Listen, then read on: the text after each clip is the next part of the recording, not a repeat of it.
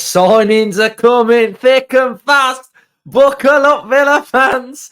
Romano has dropped one. He's dropped a little one, and it's like caught us all off guard. Didn't expect it.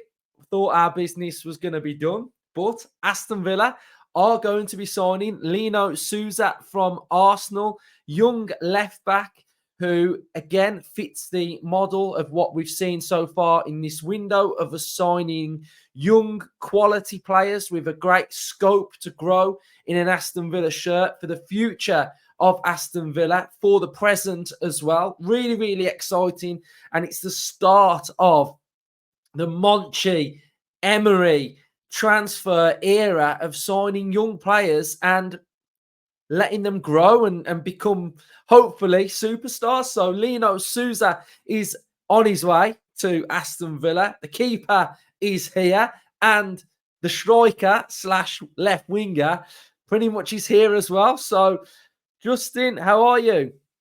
All right, mate. Not too bad. Not too bad. Interesting window this is, isn't it? I don't think it was expecting a lot, but these signings are sort of coming a bit out of left field, aren't they? I've got to be honest, never heard of this young lad, but according to Fabrizio Romano, and he's pretty much the man in the know on the transfer front. Rangers, Galatasaray, and Juventus were all keen on him, so that's not a bad list of suitors, is it, for a young lad that's yet to make his mark, as a Premier League player, but highly regarded, and I'm all over it. To be honest, he looks a very interesting player. 6'1", so decent size, left back predominantly, represented England from under 15s all the way through to 19s.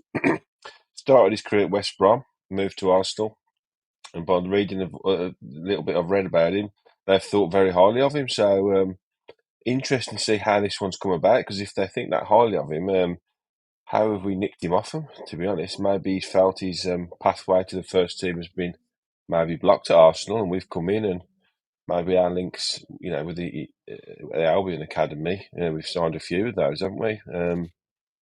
We've managed to swoop in and do a deal for the lad. So, yeah, big potential, Yeah. exciting times. When Monchi picks up that phone, I said it a couple of weeks ago that you pack them bags and you arrive at B6. So it's really exciting. What have you made of, like, I'm going to say this. I don't think we've ever really had a transfer policy. I don't think, anyway. As in something like a model like this. I think we've seen it at like the youth level of going to West Brom and taking a lot of their sort of players, and we've done it on and off. A couple of Norwich players here and there as well. But this now feels like a definitive sort of recruitment policy. We've signed Nedeljkovic.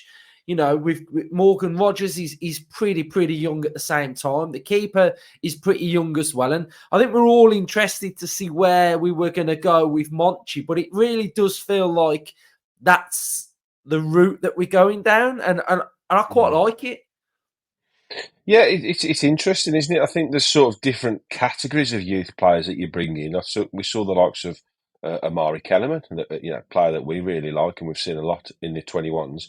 We took him from the academy at Derby when they were struggling, but he was a sort of 15, 16-year-old, so that he was brought predominantly to go straight into our academy and then sort of come through the ranks at Villa. Whereas I think this signing, and then the Djelkovic one, and the keeper as well, that seems to be on the verge of coming.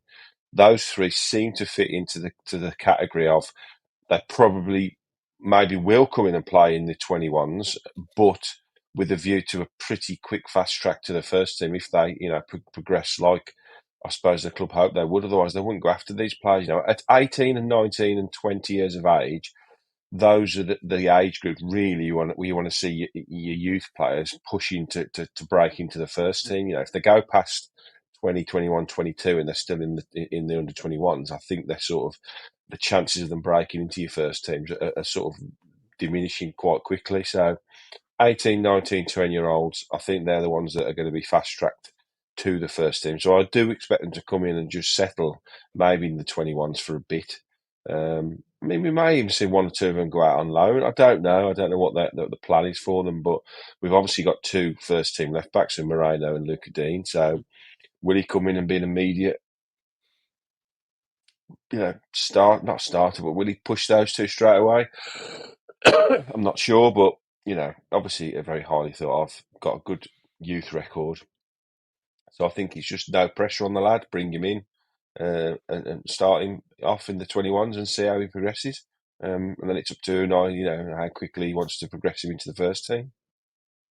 Yeah, I think Nedeljkovic. I think he's one that he's going to be. I think I'd imagine he's going to be involved straight away. I mean, the kid's been playing in the Champions League this season, so he's got Yeah, a, but a we're short wealth of of a right back. experience. Yeah, Yeah, we are short of that right back cover, aren't we? Where the left back cover, we've heard little rumours of maybe Luca Dean attracting attention from, the sort of Saudi league and things like that. So, this one could be, to allow Luca Dean. I wouldn't think so this window, but maybe in the summer.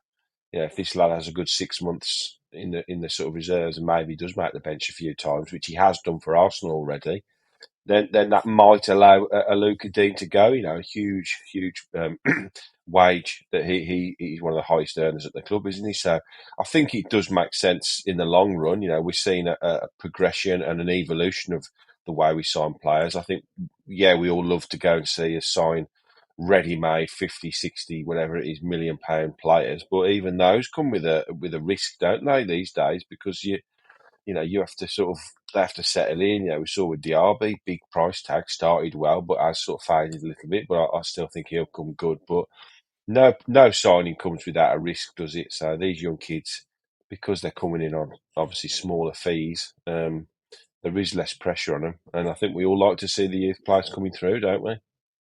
yeah. Where do you think the keeper fits in? Well, I did say when we discussed at the start of the window where I'd like to see us buy, and the keeper was one of my likes, really, one of my wants. I think, I did say I wanted to see a young keeper that we could groom to take over eventually from Emi Martinez. And this lad does seem to fit the bill, doesn't he? We've got Olsen as the backup, although he's been injured recently. We've got a good couple of young keepers knocking about in the 21s.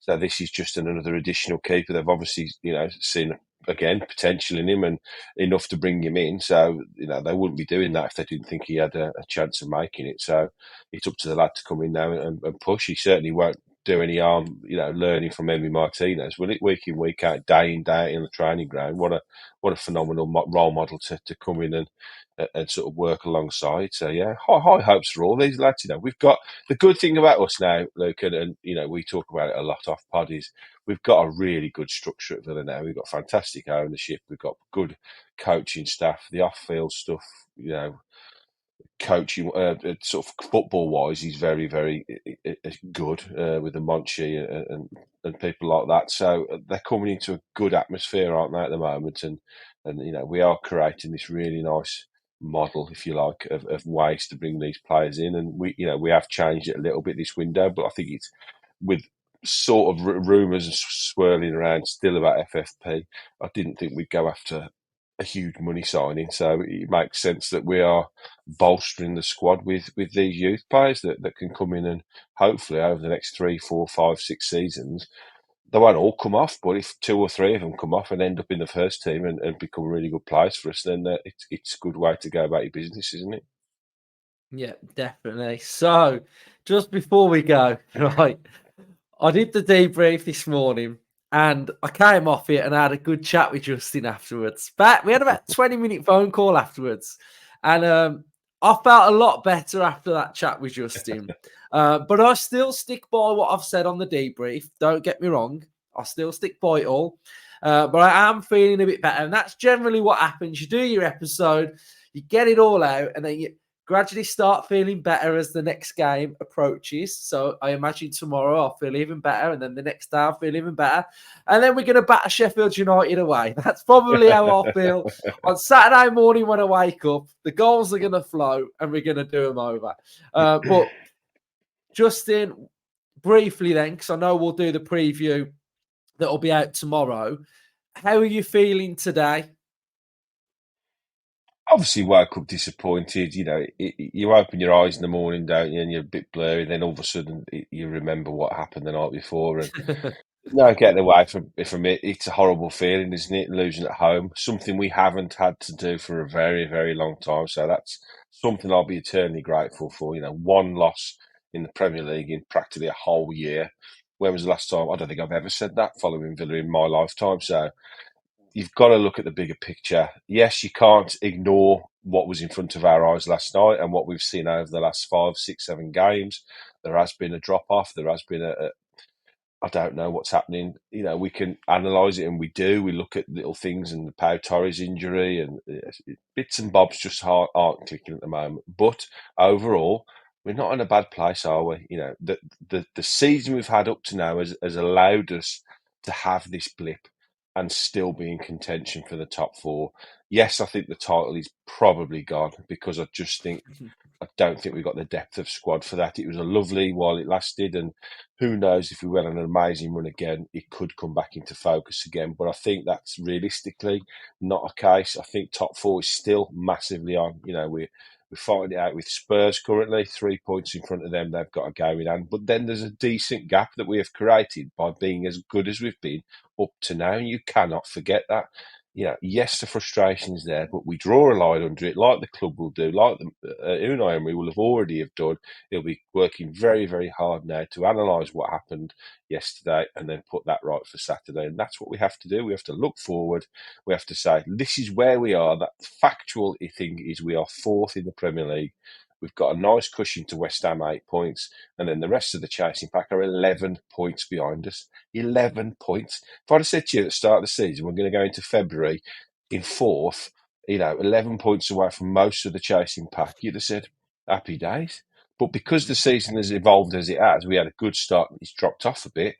Obviously, the disappointment comes. Had it happened the other way around, we had the poor start and then had that run and put us in fourth place, everyone would be like, wow, what a season we're having. It's about how you look at things, in my opinion. We're still in a fantastic position. Yes, we're in a bit of a blip, but we can turn it around. 100% we can turn it around. We've got a nice few games coming up, which hopefully we can get some positive results from. Pau Torres back, get Bailey back in the first team, and then we'll crack on. Still in the FA Cup, still in Europa League. Lots to look forward to. Let's get going. Up the Villa. Right, that's it then. Nice little episode this afternoon for you. Hopefully you've all enjoyed it. Hopefully we're starting to feel a little bit better now anyway. So yeah, cheers everyone. Let me know your thoughts in the comment section down below. And if you got TikTok, follow us on TikTok because it's mental over there. So yeah, shout outs if you want to follow us on TikTok. Let's grow that platform as well. Up the Villa. Up the Villa.